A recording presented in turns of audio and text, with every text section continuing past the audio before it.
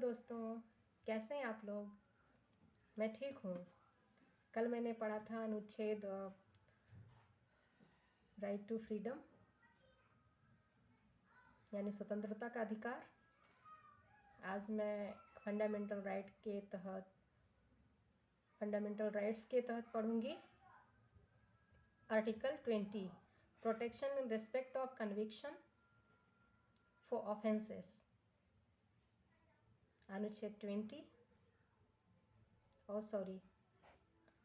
20 अपराधों के लिए दोष सिद्धि के संबंध में संरक्षण। ठीक है, ये सारा मामला जुडिशरी से जुड़ा हुआ है, तो इसलिए ये बहुत ही महत्वपूर्ण अनुच्छेद है। एक अनुच्छेद 20, 21, 21A, ये अनुच्छेद बहुत ही महत्वपूर्ण है, इंसानों की लाइफ से जुड़े हुए हैं। चलिए ठीक है, इधर उधर बात घुमा के नहीं करना चाहूँगी, अब मैं सीधे पॉइंट पे आती हूँ। अनुच्छेद 20 अपराधों के लिए दोष सिद्धि के संबंध में संरक्षण। Okay,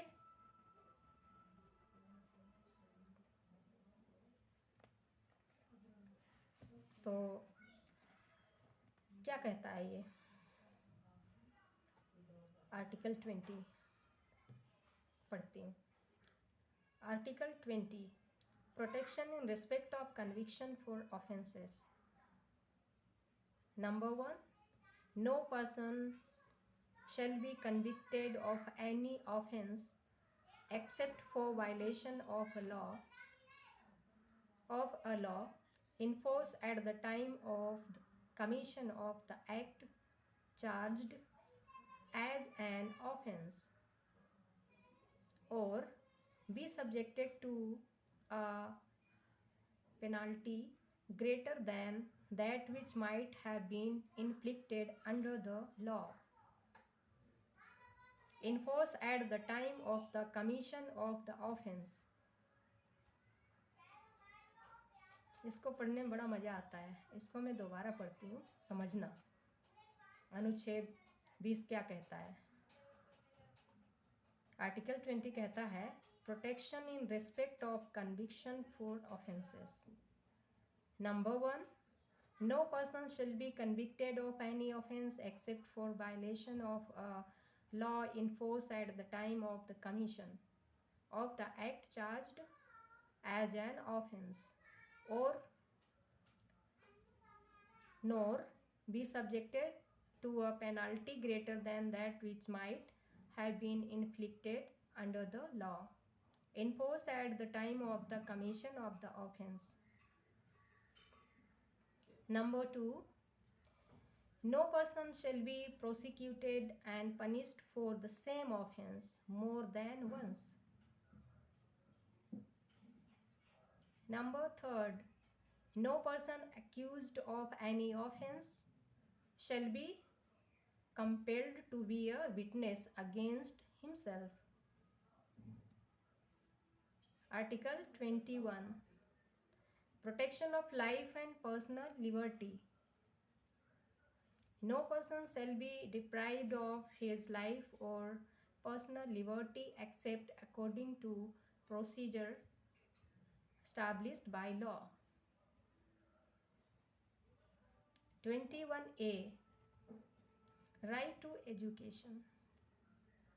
The state shall provide free and compulsory education to all children of the age of 6 to 14 years in such manner as the state may by law determine। 22 Article 22 protection against arrest and detention in certain cases।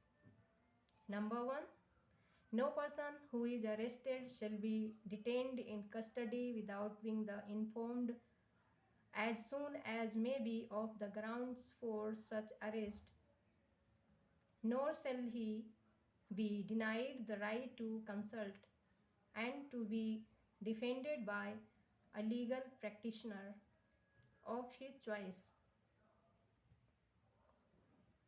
Number 2. Every person who is arrested and detained in custody shall be produced before the nearest magistrate within a period of 24 hours of such arrest, including the time necessary for the journey from the place of arrest to the court of the magistrate, and no such person shall be detained in custody beyond the said period without the authority of a magistrate. Number 3. Nothing in clauses first and second shall apply. A. To any person who for the time being is an enemy, alien, or B. To any person who is arrested or detained under any law providing for preventive detention. Number 4. No law providing for preventive detention shall authorize the detention of a person for a longer period than 3 months unless uh, an advisory board consisting of persons who are or have been or are qualified to be okay. तो अब मैं इसका थोड़ा सा बता देती हूँ कि इसमें क्या कुछ संशोधन हुआ, क्या निकाला गया, क्या डाला गया, यानी क्या इंक्लूड किया गया इसमें, क्या एक्सक्लूड किया गया. तो number 1, inserted by the Constitution 86th Amendment Act 2002 as to WEF 1st January 1st 1st March 2010. Clause 4 shall stand substituted by the Constitution 44th Amendment Act 1978 SC3, which is 8 not in force. Date to be notified later on as. Number 4.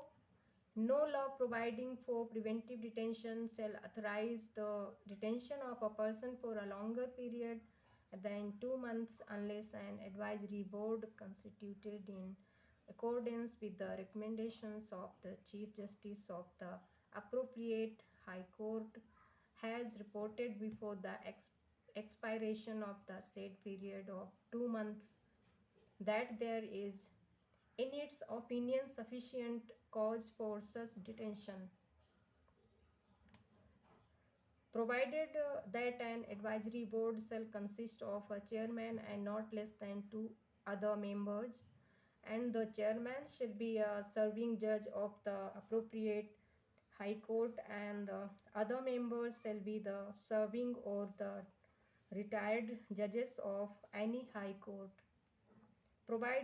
Provided further that nothing in these clauses shall authorize the detention of any person beyond the maximum period prescribed by any law made by Parliament under subclause A of Clause 7. Explanation: in this clause, appropriate High Court means 1. In the case of the detention of a person is pursuance of an order of detention made by the Government of India or an officer or authority subordinate to that government, the High Court for the Union Territory of Delhi. Second, in the case of the detention of a person in the pursuance of an order of detention made by the government of any state other than a union territory, the High Court for the state.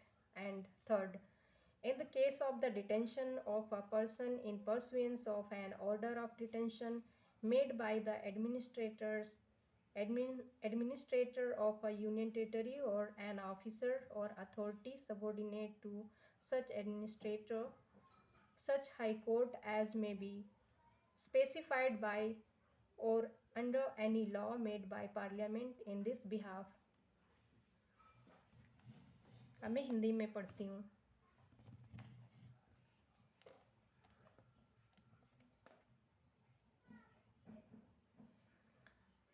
अनुच्छेद 20 अपराधों के लिए दोष सिद्धि के संबंध में संरक्षण। Number 1 कोई व्यक्ति किसी अपराध के लिए तब तक दोष सिद्ध नहीं ठहराया जाएगा जब तक कि उसने ऐसा कोई कार्य करने के समय जो अपराध के रूप में आरोपित है किसी प्रवृत्त विधि का अतिक्रमण नहीं किया है या उससे अधिक शास्ति का भागी नहीं होगा जो उस अपराध को किए जाने के समय प्रवृत्त विधि के अधीन अधिरोपित की जा सकती थी। नंबर 2 किसी व्यक्ति को एक ही अपराध के लिए एक बार से अधिक अभियोजित और दंडित नहीं किया जाएगा। नंबर 3 किसी अपराध के लिए अभियुक्त द्वारा किसी व्यक्ति को स्वयं अपने विरुद्ध साक्षी होने के लिए बाध्य नहीं किया जाएगा। अनुच्छेद 21 प्राण और दैहिक स्वतंत्रता का संरक्षण। किसी व्यक्ति को उसके प्राण या दैहिक स्वतंत्रता से विधि द्वारा स्थापित प्रक्रिया के अनुसार ही वंचित किया जाएगा, अन्यथा नहीं। अनुच्छेद 21 का शिक्षा का अधिकार। अनुच्छेद 21 का शिक्षा का अधिकार राज्य 6 वर्ष से 14 वर्ष के आयु वाले सभी बालकों के लिए निःशुल्क और अनिवार्य शिक्षा देने का ऐसी रीति में जो राज्य विधि द्वारा अवधारित करे उपबंध करेगा। अनुच्छेद 22 कुछ दशाओं में गिरफ्तारी और निरोध से संरक्षण। नंबर 1 किसी व्यक्ति को जो गिरफ्तार किया गया है ऐसी गिरफ्तारी के कारणों से यथाशीघ्र अवगत कराए बिना अभिरक्षा में निरुद्ध नहीं रखा जाएगा या अपनी रुचि के विधि व्यवसायी से परामर्श करने और प्रतिरक्षा कराने के अधिकार से वंचित नहीं रखा जाएगा। नंबर 2 प्रत्येक व्यक्ति को जो गिरफ्तार किया गया है और अभिरक्षा में निरुद्ध रखा गया है गिरफ्तारी के स्थान से मजिस्ट्रेट के न्यायालय तक यात्रा के लिए आवश्यक समय को छोड़कर ऐसी गिरफ्तारी से 24 घंटे की अवधि में निकटतम मजिस्ट्रेट के समक्ष पेश किया जाएगा और ऐसे किसी व्यक्ति को मजिस्ट्रेट के प्राधिकार के बिना उक्त अवधि से अधिक अवधि के लिए अभिरक्षा में निरुद्ध नहीं रखा जाएगा। नंबर 3 खंड 1 और खंड 2 की कोई बात किसी ऐसे व्यक्ति को लागू नहीं होगी जो का तत्समय शत्रु अन्य देशीय है या खा निवारक निरोध का उपबंध करने वाली किसी विधि के अधीन गिरफ्तार या निरुद्ध किया गया है।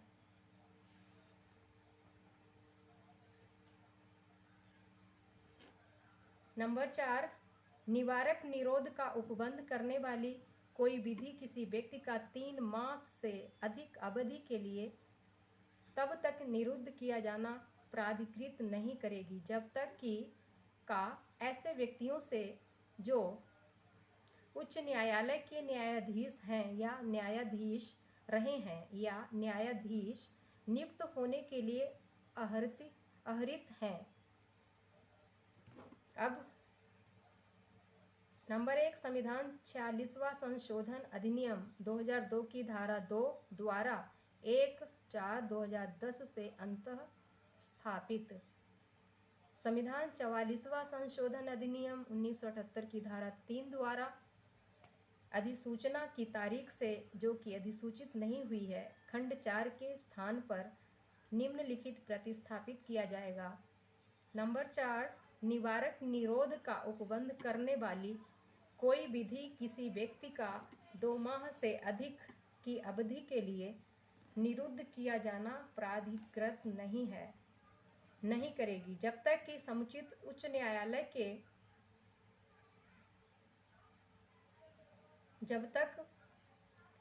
न्यायालय के मुख्य न्यायमूर्ति की सिफारिश के अनुसार गठित सलाहकार बोर्ड से उक्त 2 माह की अवधि की समाप्ति से पहले ये प्रतिवेदन नहीं दिया है कि उसकी राय में ऐसे निरोध के लिए पर्याप्त कारण हैं, परंतु सलाहकार बोर्ड एक अध्यक्ष और कम से कम 2 अन्य सदस्यों से मिलकर बनेगा और अध्यक्ष समुचित उच्च न्यायालय का सेवारत न्यायाधीश होगा और अन्य सदस्य किसी उच्च न्यायालय के सेवारत या सेवानिवृत्त न्यायाधीश होंगे।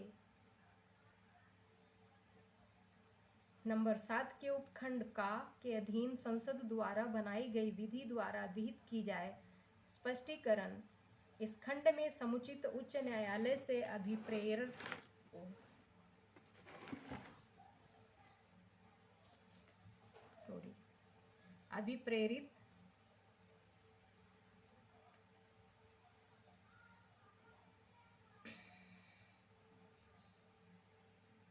स्पष्टीकरण, इस खंड में समुचित उच्च न्यायालय से अभिप्रेरित है। नंबर 1, भारत सरकार या उस सरकार के अधीनस्थ किसी अधिकारी या प्राधिकारी द्वारा किए गए निरोध आदेश के अनुसरण में निरुद्ध है। निरुद्ध व्यक्ति की दशा में दिल्ली संघ राज्य क्षेत्र के लिए उच्च न्यायालय।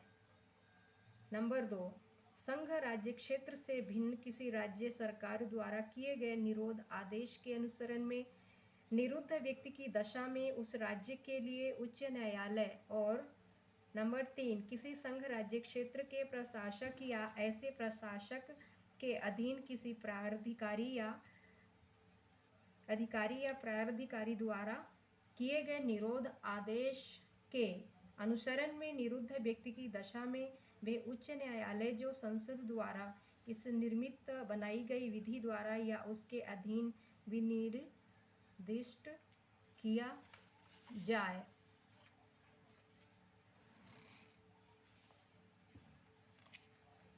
And appointed as judges of a high court has reported before the expiration of the said period of 3 months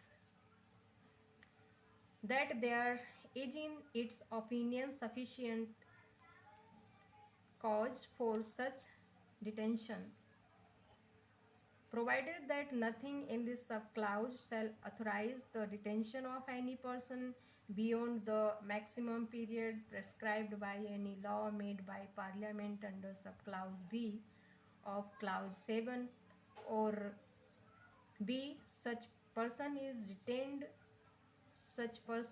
detained in accordance with the provisions of any law made by Parliament under subclauses A and B of clause 7।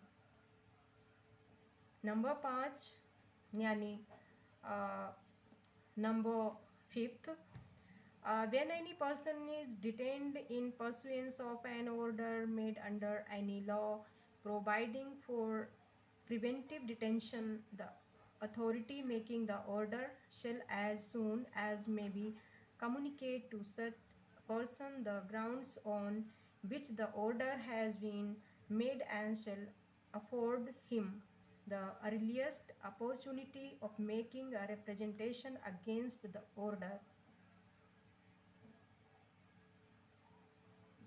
Number 6, nothing in clause 5 shall require the authority making any such order as is referred to in that clause to disclose facts which such authority considers to be against the public interest to disclose. Number 7, Parliament may by law prescribe the circumstances under which and the class or classes of cases in which a person may be detained for a period longer than 3 months under any law providing for a preventive detention without obtaining the opinion of an advisory board in accordance with the provisions of subclause A of clause 4. B, the maximum period for which any person may in any class or classes of cases be detained under any law providing for a preventive detention and C. The procedure to be followed by an advisory board in an inquiry under subclause A of clause 4 Hindi में। मिलकर बने सलाहकार board ने 3 माह की उक्त अवधि की समाप्ति से पहले यह प्रतिवेदन नहीं दिया कि उसकी राय में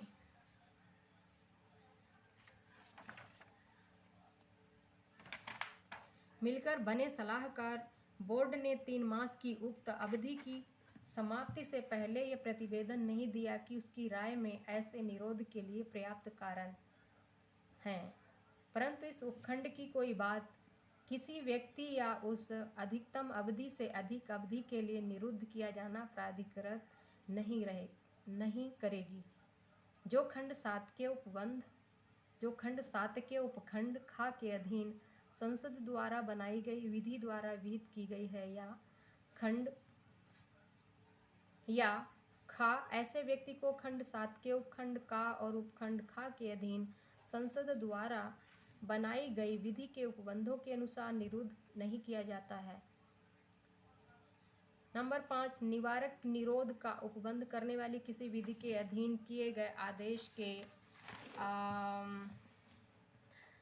आदेश के अनुसरण में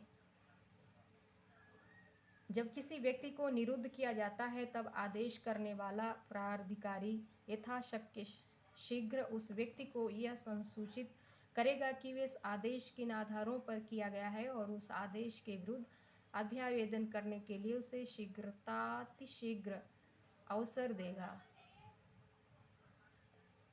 6 नंबर 6 खंड 5 की किसी बात से ऐसा आदेश जो उस खंड में निर्दिष्ट है करने वाले प्राधिकारी के लिए ऐसे तथ्यों को प्रकट करना आवश्यक नहीं होगा जिन्हें प्रकट करना ऐसे प्राधिकारी लोकहित के विरुद्ध समझता है। नंबर 7 संसद विधि द्वारा विहित कर सकेगी कि किन परिस्थितियों के अधीन और किस वर्ग या वर्गों के मामलों में किसी व्यक्ति को निवारक निरोध का उपबंध करने वाली किसी विधि के अधीन 3 माह से अधिक अवधि के लिए खंड 4 के उपखंड का के उपखंडों के अनुसार सलाहकार बोर्ड की राय प्राप्त किए बिना निरुद्ध किया जा सकेगा। किसी वर्ग या वर्गों के मामलों में कितनी अधिकतम अवधि के लिए किसी व्यक्ति को निवारक निरोध का उपबंध करने वाली किसी विधि के अधीन निरुद्ध किया जा सकेगा। और खंड 4 के उपखंड का के अधीन की जाने वाली जांच में सलाहकार बोर्ड द्वारा अनुसरण की जाने वाली प्रक्रिया क्या होगी। ठीक है दोस्तों, कल मैं बताऊंगी शोषण के विरुद्ध अधिकार। ठीक है, तो शोषण के विरुद्ध जो अधिकार है वो भी बहुत महत्वपूर्ण है, क्योंकि राइट अगेंस्ट एक्सप्लॉयटेशन के बारे में मैं कल विस्तार से बताऊंगी। जब तक के लिए नमस्कार। और हाँ, अगर मैं कैसा पढ़ती हूँ और मैं कैसी दिखती हूँ तो उसके बारे में आप बताइए। अगर मैं पढ़ते समय क्या क्या गलतियाँ करती हूँ, यदि किसी भी तरह की गलतियाँ रहती हैं उसके लिए क्षमा करना और मुझे कमेंट में ज़रूर बताना। Okay, good night.